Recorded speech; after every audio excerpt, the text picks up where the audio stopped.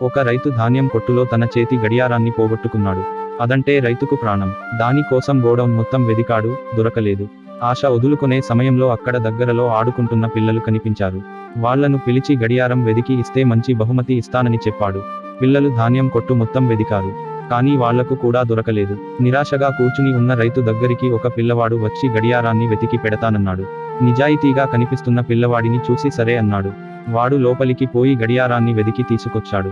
రైతు ఆశ్చర్యంగా చూసి, ఇంతమంది వెదికినా దొరకనిది నీకెట్లా దొరికింది అని అడిగాడు. నేనేం చేయలేదు, నిశ్శబ్దంగా ఉన్న ఈ కొట్టులో ప్రశాంతంగా పడుకొని చెవులు రిక్కించి విన్నాను. చిన్నగా టిక్ టిక్ మని వినబడ్డ వైపుకు పోతే అక్కడ కనబడింది. అంతే అన్నాడు. ప్రశాంతంగా ఉన్న మనసు అలసిన మనసు కన్నా చురుగ్గా పనిచేస్తుంది. కొన్ని నిమిషాలు ప్రతిరోజు ప్రశాంతంగా ఉండే ప్రయత్నం చేయండి. ఆ ప్రశాంతత మీరు కోరుకున్న విధంగా మిమ్మల్ని మీరు మలచుకోవడానికి ఉపయోగపడుతుంది. Thank you. Please subscribe.